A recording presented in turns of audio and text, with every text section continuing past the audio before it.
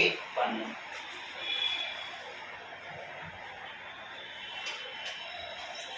Okay, monthly income ఎంత cross అయి ఉండాలండి?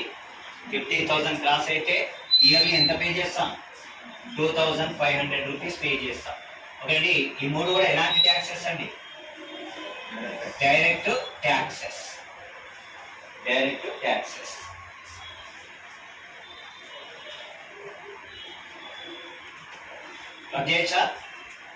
చూడండి, land revenue, stamps registration, professional taxes. 3 taxes is the direct taxes. రాష్ట్ర ప్రభుత్వానికి సంబంధించినటువంటి ప్రత్యక్షపు పన్నులు. రాష్ట్ర ప్రభుత్వానికి సంబంధించినటువంటి direct taxes.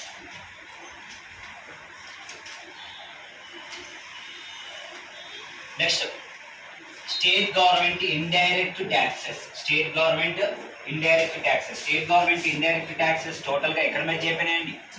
GST, goods and services tax. GST అంటే గబ్బర్ సింగ్ ట్యాక్స్ కాదయ్యా.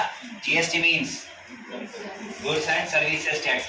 మన ఇండియాలో స్టేట్ వైజ్ గా లోయెస్ట్ ఏరియాలో ఉన్నటువంటి స్టేట్స్, అతి తక్కువ విస్తీర్ణంలో ఉన్న రాష్ట్రాలు ఏరియా వైజ్ గోవా, సిక్కిం, త్రిపుర. ఒకటి state sales tax or VAT.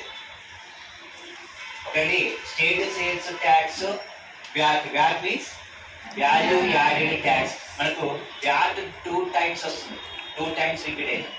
ఒకటి ఒక్కసారి సెంట్రల్ ఎక్సైజ్ డ్యూటీస్ చెప్పాను చూడండి, కేంద్ర ఉత్పత్తి సుంకం. న్యూ మ్యానుఫ్యాక్చరింగ్ ప్రొడక్ట్ మీద వేసి ఎవ్రీ ప్రొడక్ట్ మీద కంపల్సరీ ఏం పే చేయాల్సి వస్తుందండి? Central excise duties. దానికి ఎక్స్ట్రాగా వ్యాట్ని ఇంట్రడ్యూస్ చేయమని చెప్పి రికమెండేషన్ చేశాడు కేఎన్. మన ఎవరండి అంటే ఎల్కే జా. బట్ ఇండియన్ గవర్నమెంట్ ఏమి ఇంట్రడ్యూస్ చేసింది?